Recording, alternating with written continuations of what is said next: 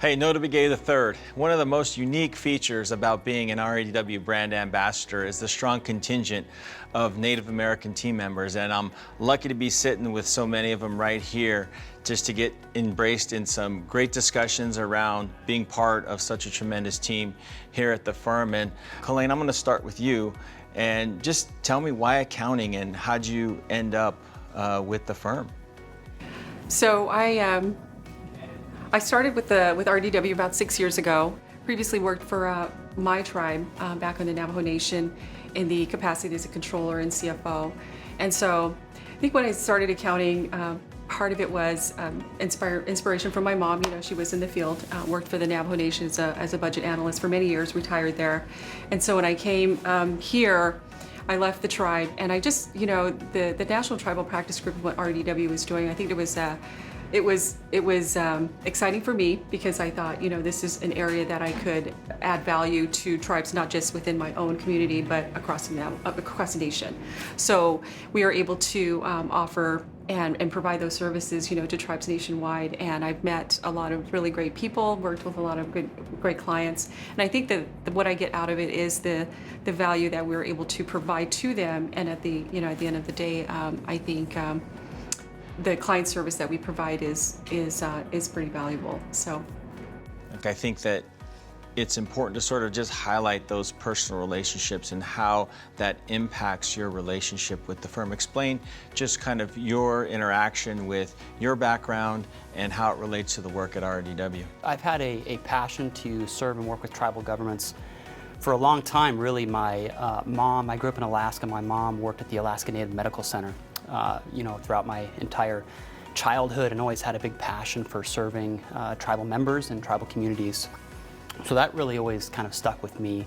And I think, you know, finance and accounting was a great way to, with my skill set, to service tribal members. And as you mentioned, you know, the individual relationships are really what it boils down to.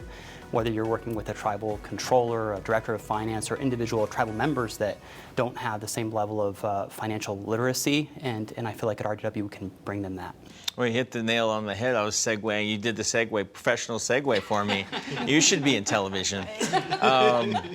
But you talk about the financial literacy piece, and that's the one thing that I think really sticks out for me in terms of my partnership with the group and us being able to go in and service the communities in more unique and different ways than what's available in the industry. And Marcus, you know, that financial literacy piece, how integral is that into producing not only more accountants, but also in terms of equipping these young people with an understanding of what's available to them in terms of their personal finance? I think in any tribal community, you know, coming from Navajo, there's a lot of resources available to, you know, students. And I feel like as a community that's, you know, coming from a tribal community, we preach that a lot, like education is key. To go there, to get your education. But, you know, most of the time we preach, you know, to come back and help your own tribal community in some way. Going into a financial literacy program, me personally, I feel like I try to add that extra added value in teaching them, whether that's grant analysis or some type of compliance, and making sure that, you know, the own tribal members do understand, you know, this financial literacy and what's available, what websites or resources they can use to access it. You know, a lot of times most people aren't, you know, able to go back to college or feel like that's for them, which sometimes that's okay. You know, but if they're able to get these additional, you know, degrees or certificates, they can definitely apply that to their tribal community, and it can only help them prosper, especially as sovereign nations. Yeah, prosperity is such a key, and having that integral understanding of what's available, I think, is great, not only from the tribal governance side, but also in the developing students to sort of know sort of what those assets are. Seeing Native American team members like yourself is truly gratifying for me. And how important is it for not only tribal leadership to see Native Americans walking through the door to these big meetings, but also Native Americans walking into these classrooms to work with these young kids?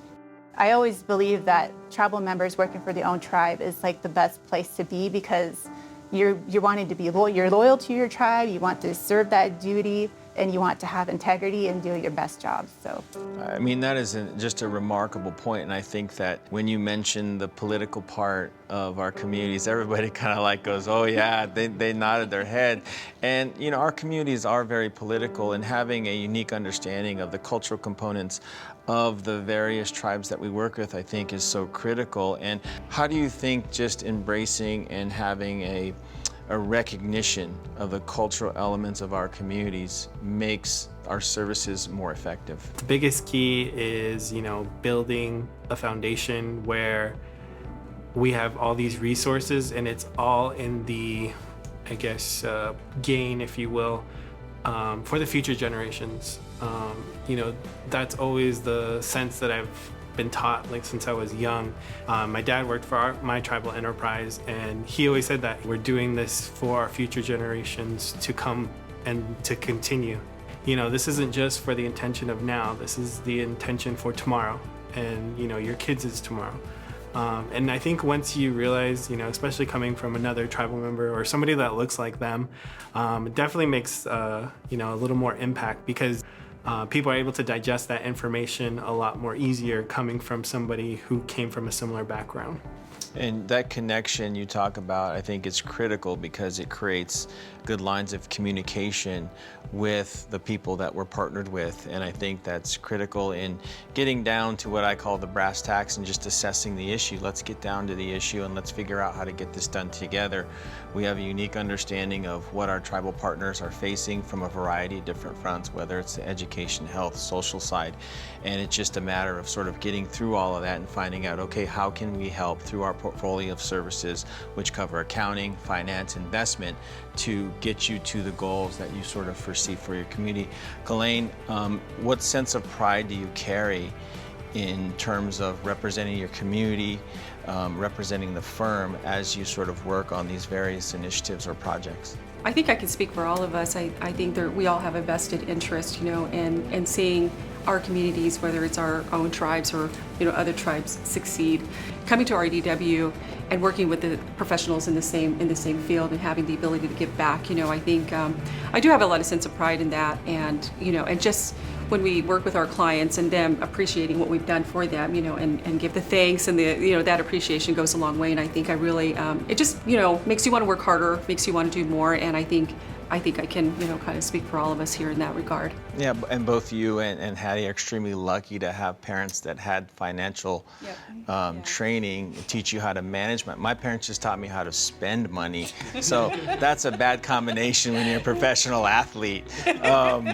But you mentioned your ties, Mike, to Alaska.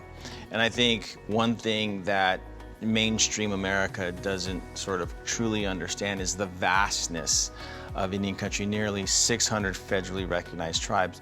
Talk about the expanse of opportunity and the challenges that it presents to us, but how we're uniquely qualified to address those challenges based on how many different tribes are out there. The challenges really vary amongst all the tribal governments across the country. And Alaska, certainly with its remote nature, has many tribal communities and villages that need a lot of help in their financial record keeping and their financial literacy and awareness, whether it be for, as Marcus mentioned earlier, a little bit about compliance, or just having a general basic understanding of finance, reviewing financial statements. But we're certainly equipped to understand that, and I like the robust understanding and backgrounds within our firm to really serve as communities, regardless of where they reside, regardless of whether or not they have tribal gaming or what sort of enterprises they're involved in. I think we're well equipped to assist tribal governments in all of those capacities. Yeah, there's quite a few components and specialties that exist within the platform that I think are uniquely qualified to service Indian country. Hattie, what do you see in the future for the firm and for yourself as it relates to the work that we're doing in Indian country? Well, I feel like we have very qualified, I have very qualified colleagues, and I think we are doing good work, and I hope that it gets around to other tribes and communities that we are doing this work, and that we do care and we do understand what they're going through, and that we support their missions and trying to expand their businesses and feel like we are in the same place as them, because we want it for our tribes, and like Colleen said, we want it for other tribes. So I feel like we have that understanding of Indian country, us being from reservations and from those communities.